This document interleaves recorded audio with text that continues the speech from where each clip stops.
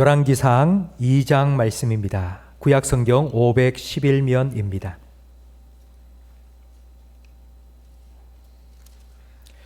열왕기상 2장 1절부터 12절까지 저와 성도님들 한 절씩 번갈아 가며 읽겠습니다.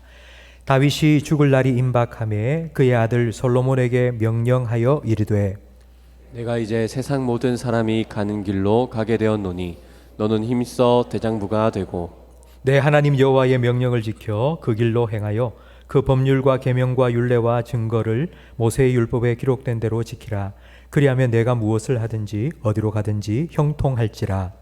여호와께서 내 일에 대하여 말씀하시기를 만일 내 자손들이 그들의 길을 삼가 마음을 다하고 성품을 다하여 진실이 내 앞에서 행하면 이스라엘 왕위에 오를 사람이 내게서 끊어지지 아니하리라 하신 말씀을 확실히 이루게 하시리라.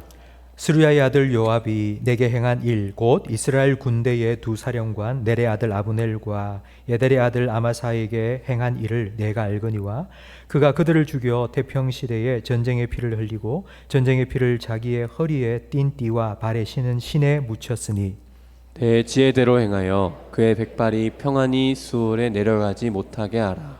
마땅히 길르앗 바르실레의 아들들에게 은총을 베풀어 그들이 내 상에서 먹는 자 중에 참여하게 하라. 내가 내 형 압살롬의 낯을 피하여 도망할 때에 그들이 내게 나아왔느니라. 바울인 베냐민 사람 게라의 아들 시므이가 너와 함께 있나니 그는 내가 마하나임으로 갈 때에 악독한 말로 나를 저주하였느니라. 그러나 그가 요단에 내려와서 나를 영접함으로 내가 여호와를 두고 맹세하여 이르기를 내가 칼로 너를 죽이지 아니하리라 하였노라. 그러나 그를 무죄한 자로 여기지 말지어다. 너는 지혜 있는 사람이므로 그에게 행할 일을 알지니 그의 백발이 피 가운데 스올로 내려가게 하라. 다윗이 그의 조상들과 함께 누워 다윗성에 장사되니 다윗이 이스라엘 왕이 된 지 40년이라 헤브론에서 7년 동안 다스렸고 예루살렘에서 33년 동안 다스렸더라. 솔로몬이 그의 아버지 다윗의 왕위에 앉으니 그의 나라가 심히 견고하니라. 아멘. 오늘 타지에서 공부하고 있는 아들이 집에 왔습니다. 이제 명절이 시작된 것 같은데요. 아들을 보니까 참 기뻤습니다. 오래간만에 봤거든요. 우리 추석 명절이 시작되는 이 수요일 저녁 예배 때 예배하러 나온 우리 성도님, 하나님께서 보시면 제가 우리 아들 봐도 그렇게 기쁜데 하나님께서 여러분 보시면 얼마나 기쁘실까 이런 생각이 들었습니다. 오늘 예배에 참석하신 우리 모든 성도님들 하나님 주시는 은혜를 풍성히 누리시기를 주님의 이름으로 축복합니다. 우리 좌우에 계신 분과 인사 나누겠습니다. 잘 오셨습니다. 은혜 많이 받으세요. 제 고등학교 때 수련회를 갔는데요. 그 수련회 때 철로 역정이라는 것을 했습니다. 이렇게 코스마다 정해놓고 다니면서 여기서는 뭐 믿음의 훈련을 받고 또 여기서는 또 뭐 사랑의 훈련을 받고 근데 그 코스 중에 하나가 관 속에 들어가는 겁니다.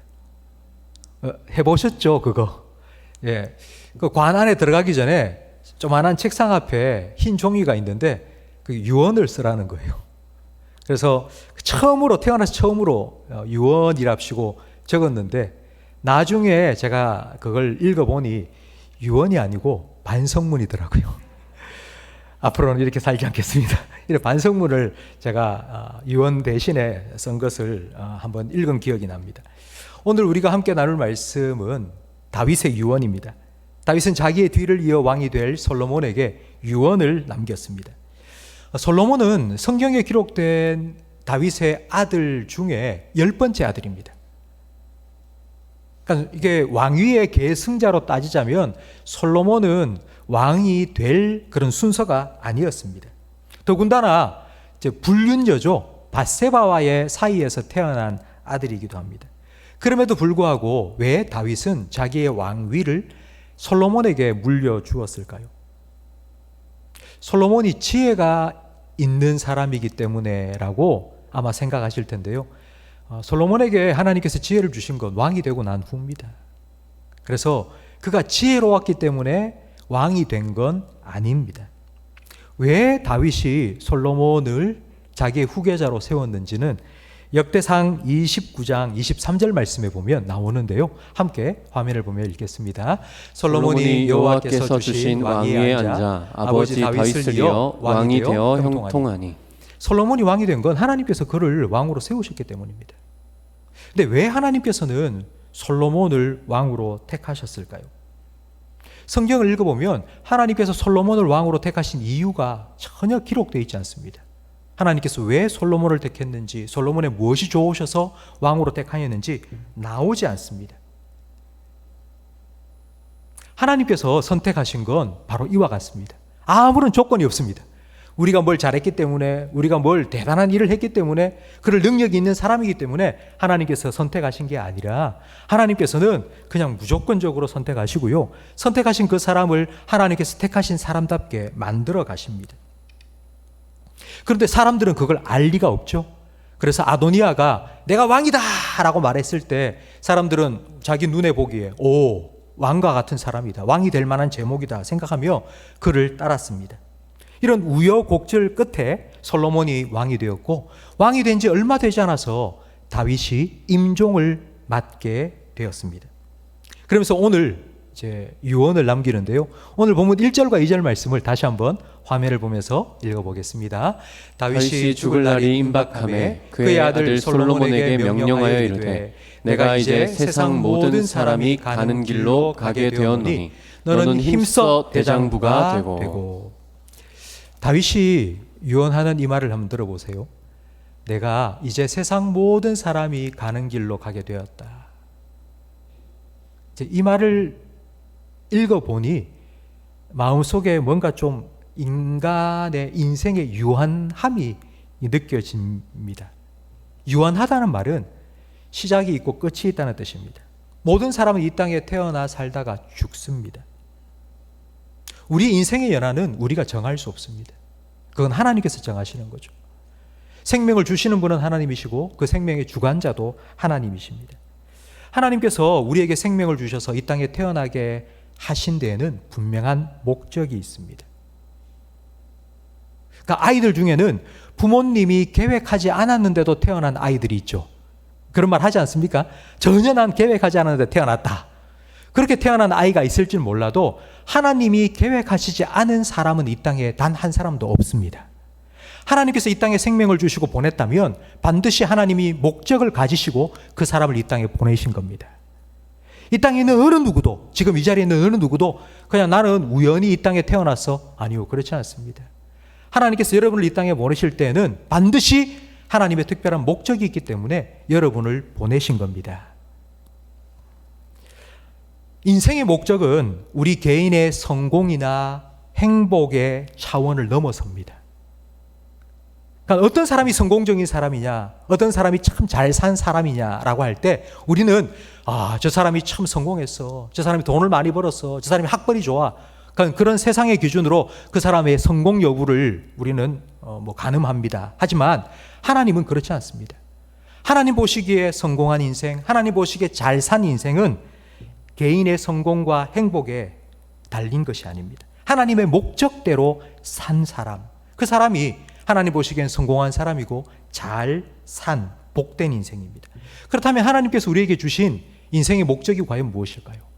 두 가지로 나눌 수 있습니다. 하나님께서 우리 인생의 목적을 주셨는데 그 목적은 두 가지로 나눌 수 있습니다. 첫 번째는요, 각각 우리 여러분 한 분 한 분 개인적으로 주신 여러분 개인적인 목적입니다.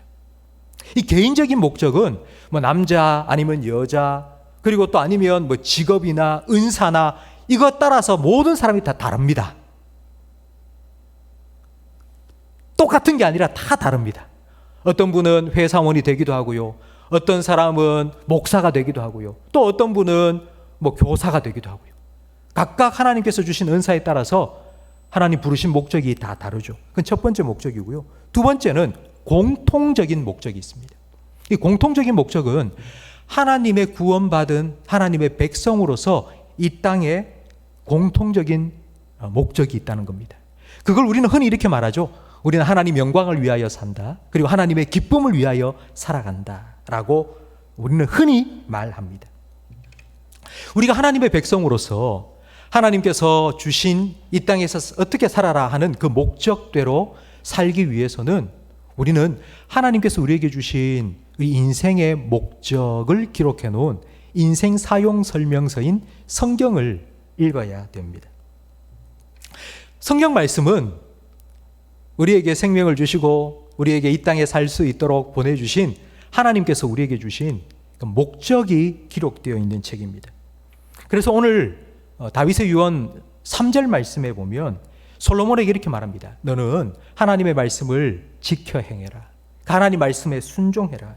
이 말은 이런 뜻입니다. 야, 네가 백성의 왕이 되었다고? 너는 백성의 왕이 되기 전에 먼저 하나님의 백성이 되라는 것입니다. 좋은 왕이 되기 전에 먼저 하나님의 좋은 백성이 되라는 의미입니다. 백성들의 인기를 얻기 전에 하나님의 인정을 받는 사람이 되라고 유언을 남긴 것입니다.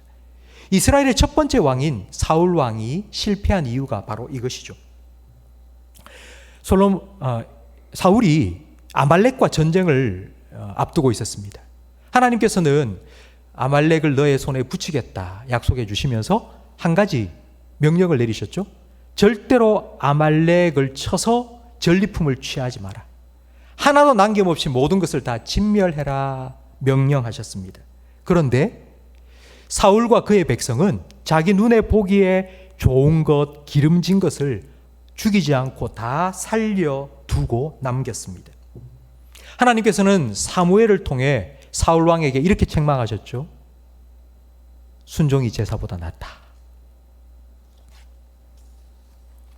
그리고 난 후 하나님께서는 사울을 왕으로 세우신 것을 후회하시고 자기 마음에 합한 사람인 다윗을 세워서 이스라엘을 다스리도록 맡기셨습니다. 우리 사도행전 13장 22절 말씀을 함께 읽겠습니다. 다윗을 왕으로 세우시고 증언하여 이르시되 내가 이새의 아들 다윗을 만나니 내 마음에 맞는 사람이라 내 뜻을 다 이루리라 하시더니 아멘. 하나님께서 다윗을 향하여서 너 내 마음에 합한 사람이야. 내 마음에 꼭 맞아. 왜 그런 말씀을 하셨을까요? 다윗은 어떻게 하면 내가 하나님 뜻에 맞는 삶을 살까? 내가 왕이지만 왕이 아니라 먼저 하나님의 자녀로서 내가 어떻게 하면 하나님 마음에 합한 사람, 하나님의 마음에 딱 맞는 사람이 될까? 늘 걱정, 고민, 기도하면서 하나님 뜻에 자기의 삶을 맞추며 살았던 것입니다. 이렇게 다윗은 하나님의 기쁨이 되었고 하나님께 인정받는 삶을 살면서 하나님께서 그에게 맡기신 목적을 온전히 이루는 복된 삶을 살았죠. 그런 다윗이 자기 아들 솔로몬에게 어떻게 하면 하나님 기쁨이 될 수 있는지, 어떻게 하면 하나님 인정받는 사람이 될 수 있는지를 유언으로 남긴 것입니다. 그래서 오늘 3절 말씀을 다시 한번 우리 화면을 보면서 읽겠습니다. 네, 하나님 여호와의 명령을 지켜 그 길로 행하여 그 법률과 계명과 율례와 증거를 모세의 율법에 기록된 대로 지키라. 그리하면 네가 무엇을 하든지 어디로 가든지 형통할지라. 아멘. 여러분, 솔로몬이 왕이 된 그때 과연 솔로몬의 나이는 몇 살쯤 되었을까요? 솔로몬이 몇 살 때쯤 왕이 되었을까요? 성경을 쭉 읽어보면요, 솔로몬이 몇 살에 왕이 되었다는 기록은 나오지 않습니다. 그런데 다윗이 태어나고 결혼하고 그리고 또 솔로몬이 아들 르호보암을 낳고 이 모든 연대를 쭉 종합해서 계산을 해보면 솔로몬이 왕이 된 나이가 20살이 되지 않았을 때입니다. 요즘 생각해 보세요. 요즘 20살 된 청년이 뭐 회사의 사장이 되었다든지 아니면 뭐 대단한 성공을 이루었다. 그러면 전부 다 부러워하지 않겠습니까? 근데 과연 솔로몬은 어떤 마음이었을까요? 그 20살도 되지 않은 그 나이에 아버지 다윗을 이어서 이스라엘의 한 나라의 왕이 된 거예요. 그때 솔로몬의 마음이 어떠했는지를 열왕기상 3장 7절 말씀에 보면 조금 느낄 수 있습니다. 우리 함께 읽어보겠습니다. 나의 하나님 여호와여, 주께서 종으로 종의 아버지 다윗을 대신하여 왕이 되게 하셨사오나 종은 작은 아이라 출입할 줄을 알지 못하고. 그러니까 솔로몬이 왕이 되고 난 후 스스로 이렇게 말하는 거예요. 나는 작은 아이입니다. 아직 나는 정말 연약한, 아직 왕으로서 백성들 앞에 뭐 출입할 그런 사람이 아닙니다. 그러니까 솔로몬이 얼마나 부담이 되었는지를 충분히 우리 이해할 수 있죠. 왕이 되었다. 제가 목사로 우리 교회를 이끌어가면서 제일 참 기도하고 하나님께 간구하는 것은요, 이제 우리 교회의 앞날을 위하여서 우리가 어떤 교회로 나가야 될지, 그러니까 그게 참 제일 큰 기도의 제목입니다. 리더가 되었다면 리더의 요건 중에 하나가 바로 앞날을 내다보는 것이고 미래를 미리 준비하는 것입니다. 그러니까 오늘날 리더가 가져야 할 아주 중요한 요건 중에 하나는 바로 미래를 내다볼 수 있는 안목입니다. 그런데 다윗은 자기의 뒤를 이어 왕이 될 솔로몬에게 야, 너 미래를 준비해 라고 말하지 않았습니다. 3절 말씀에 보면 뭘 보라고 말합니까? 무엇을 봐라? 모세의 율법을 봐라. 여러분, 모세는 솔로몬 500년 전의 사람입니다. 솔로몬 500년 전에 살았던 모세가 기록해 놓은 이 성경 말씀을 보라고요. 미래를 보고 미래를 준비하는 그런 왕이 되는 게 아니라 500년 전에 기록된 성경 말씀을 읽고 그 말씀대로 지키며 순종하며 살라고. 왜 다윗은 솔로몬에게 그와 같은 유언을 남겼을까요? 우리의 미래는 우리에게 달린 것이 아닙니다. 내일은 나의 일이 아닙니다. 그건 하나님께 달린 것입니다. 하나님께서 우리의 걸음을 인도해 주셔야지 우리는 내일을 살아갈 수 있습니다. 오늘 우리에게 주신 하나님의 말씀을 우리가 들어야지 내일 우리에게 주실 하나님 말씀도 들을 수 있습니다. 오늘 나에게 주신 말씀에 순종할 때에 내일도 하나님께서 우리의 걸음을 인도해 주십니다. 오늘 순종하며 따라가야지 내일도 모레도 1년 후에도 10년 후에도 우리는 하나님의 인도하심을 따라갈 수 있습니다. 이 3절의 유언, 너는 모세의 율법을 읽어라, 그 말씀을 지켜라, 그 말씀에 순종해라, 이 말을 딱 한마디로 하면 바로 이것입니다. 하나님을 너의 목자로 삼아라. 하나님이 너의 목자로 삼고 하나님이 가라 하면 가고 하나님이 서라 하면 서라. 그 하나님의 인도하심을 따라가라. 다윗의 가장 위대한 신앙 고백이 시편 23편입니다. 여호와는 나의 목자시니 내게 부족함이 없으리로다. 여러분, 이 신앙 고백을 다윗이 어떤 상황에서 했을까요? 우리는 다윗의 일생을 잘 알고 있습니다. 청소년 때에 기름 부음을 받았죠. 그리고 30세에 왕이 되었습니다. 그러니까 아마 한 15년 정도는 사울 왕에게 쫓겨서 광야에서 도망자의 삶을 살았습니다. 뭐 기약도 없이 언제 내가 왕위에 오를지 앞날을 예측할 수도 없는 그와 같은 정말 한 치 앞도 내다볼 수 없는 그런 삶을 살았죠. 광야에서 사울에게 쫓기면서 다윗은 이렇게 고백했습니다. 나와 죽음 사이는 한 걸음뿐이라고. 그런 상황 속에서 다윗은 하나님께 믿음의 고백을, 위대한 신앙 고백을 한 거죠. 여호와는 나의 목자시니 내게 부족함이 없으리로다. 성도 여러분, 하나님이 여러분의 목자이심을 믿으시기 바랍니다. 그렇다면 내가 지금 어디로 가야 될지 모를 때에 우리는 하나님을 향해 가면 됩니다. 내가 지금 무엇을 해야 될지 모를 때에 하나님 말씀을 펼치면 됩니다. 지금 내가 어떻게 해야 될지 모르겠다면 여러분 하나님 앞에 무릎 꿇으시면 됩니다. 그러면 하나님께서 우리의 목자가 되셔서 우리의 걸음을 친히 인도해 주실 것입니다. 우리 첫 번째, 이 3절에 나온 다윗의 첫 번째 유언을 딱 한마디로 하면 저를 따라 하시기 바랍니다. 말씀 순종. 말씀 순종. 말씀 순종. 말씀 순종. 하나님 말씀에 순종하며 살아라. 이것이 네가 왕으로서 성공한 인생을 사는 첫 번째 방법이다. 가르쳐 주신 겁니다. 이제 두 번째 유언으로 5절부터 이어지는데, 이제 5절 이하의 말씀은 이런 내용입니다. 야, 내 군대 장관 요압 알지? 요압이 평화의 시대에도 너무 많이 피를 흘렸어. 너무 살인을 많이 했어. 그러니 절대로 살려두지 말고 처단해야 된다. 그리고 내가 압살롬 반역 때 도망칠 때에 쫓아오면서 나를 저주했던 시므이, 그도 살려두지 마. 그도 죽여라. 앞서서 하나님 말씀에 순종하는 삶을 살아라, 은혜로운 권면을 한 다윗이 이제 돌아서자 말자 이제 원수를 갚아라, 이런 얘기를 하는 것 같습니다. 다윗도 뭐 뒤끝이 있었다는 생각이 좀 들지 않습니까? 그런데 다윗이 이런 유언을 솔로몬에게 남긴 이유는 내 대신 나의 원수를 갚아달라는 뜻이 결코 아닙니다.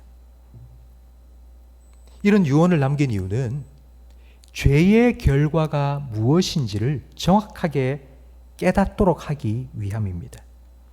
다윗은 그의 인생에 죄의 결과가 무엇인지를 너무나도 처절하게 대가를 치루었습니다. 우리아의 아내와 간음하고 난 후 태어난 아들이 하나님이 치셔서 죽었습니다. 여러분, 우리아와의 간음으로 태어난 아들이 무슨 죄가 있습니까? 그런데 왜 하나님께서는 그 아들을 치셔서 죽게 만드셨을까요?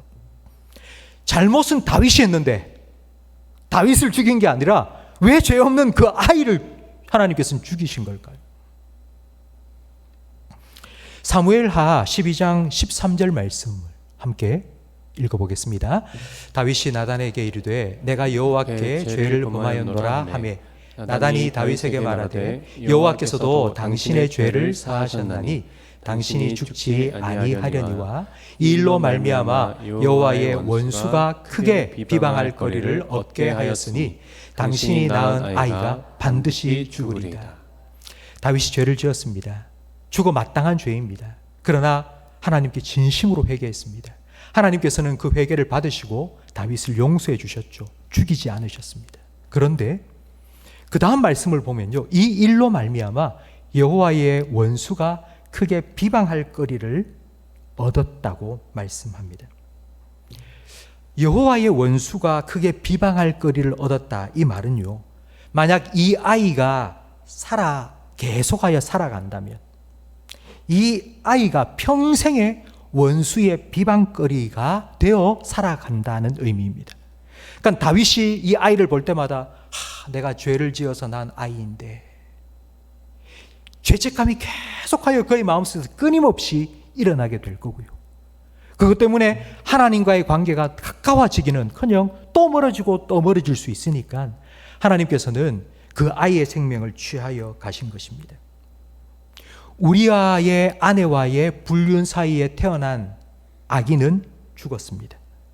그리고 그 밧세바와 결혼한 후 다윗은 정상적인 부부 사이에서 아들을 낳았는데 그 아들의 이름이 바로 솔로몬입니다. 근데 그 솔로몬의 이름의 뜻이 무엇이냐면요, 평화입니다. 평화. 다윗이 솔로몬을 낳고 그 아들의 이름을 평화라고 지어준 이유가 무엇이었을까요?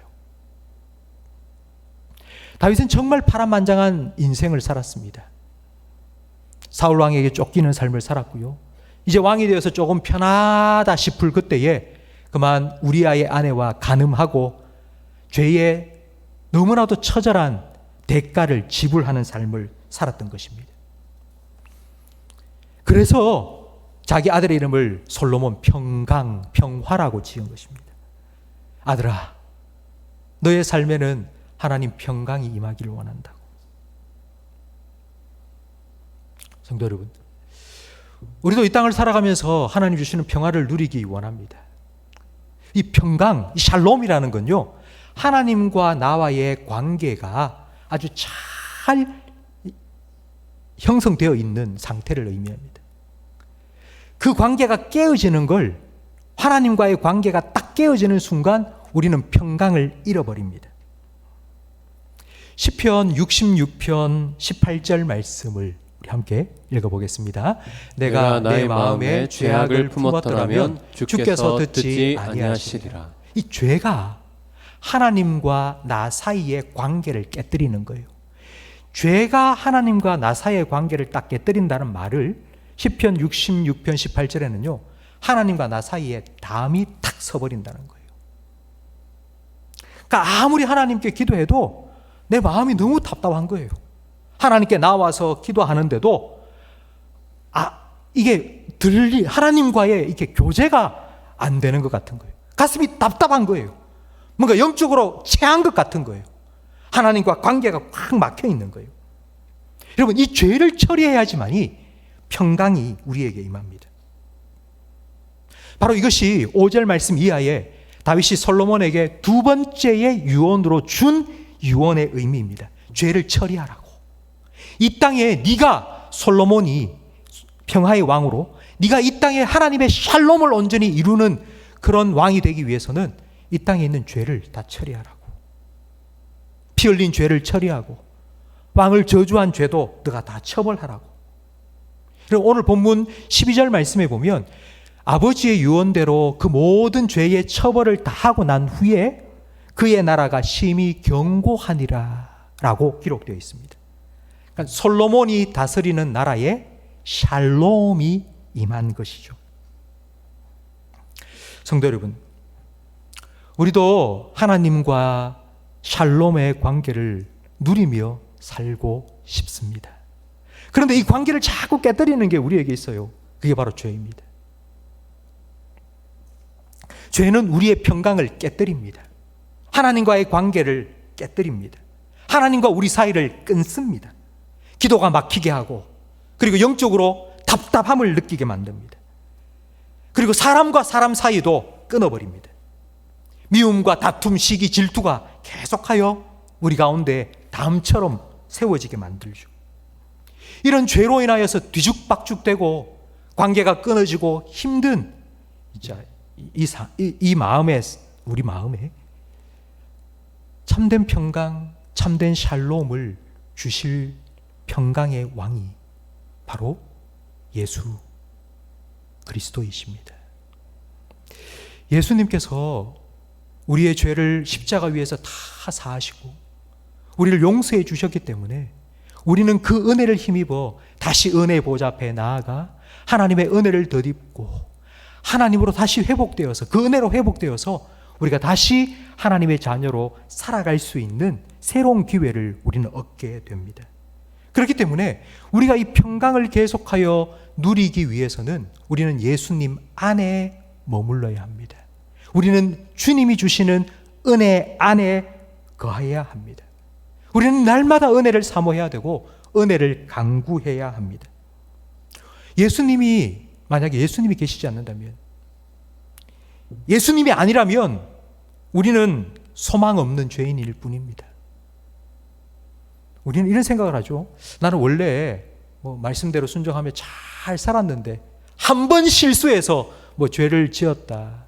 여러분, 그렇지 않습니다. 우리는 주님이 아니면요, 우리는 하는 모든 말과 행실이 죄일 뿐인, 뿌리 속까지 죄인인 사람들입니다.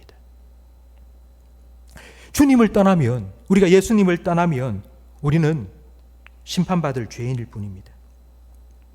예수님이 우리를 도우시지 않고 주님의 은혜가 없다면 우리는 단 한순간도 하나님 앞에 설 수가 없습니다. 그래서 우리는 날마다 은혜를 구해야죠. 주님, 제게 은혜를 베풀어 주세요. 긍휼을 베풀어 주세요. 저를 불쌍히 여겨주세요. 주님의 은혜가 아니면 나는 다시 하나님 앞에 설 수가 없습니다. 하나님이 나를 외면하시면 나는 어디로 가겠습니까? 그러니 나를 불쌍히 여겨주시고 나를 긍휼히 여겨주시고 주님의 은혜로 다시 내 마음에 평강을 주세요. 샬롬을 주세요. 하나님과의 관계가 회복되게 해주세요. 내가 아무리 애쓰고 노력해도 내가 할 수 없습니다. 그러니 주님께서 은혜를 베푸시고 다시 하나님과의 샬롬이 내 마음 가운데, 내 삶 가운데 이루어질 수 있도록 도와달라고, 은혜 베풀어 달라고 우리가 기도하면 주님께서는 우리의 기도에 응답해 주시고 우리 마음에 솔로몬을 통하여서 하나님의 샬롬이 이스라엘 가운데 임한 것처럼 우리의 삶 가운데도 하나님의 평강을 허락하여 주실 줄 믿습니다. 오늘 다윗이 솔로몬에게 준 유언은 두 가지입니다. 말씀에 순종해라. 그리고 은혜를 강구해라.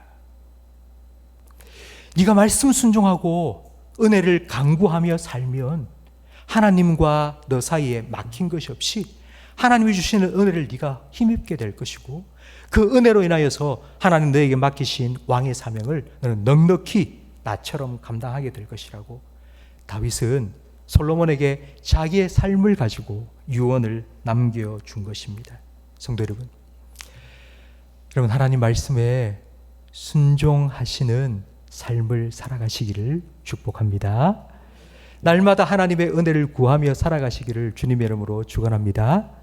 그런 여러분의 삶 가운데 오늘 하나님께서 약속하신 하나님의 샬롬이, 하나님의 평강이 늘 여러분의 삶 가운데 가득하기를 주님의 이름으로 축원합니다. 오늘 말씀을 생각하시면서 우리 함께 찬양하겠습니다. 은혜 아니면 살아갈 수 없네.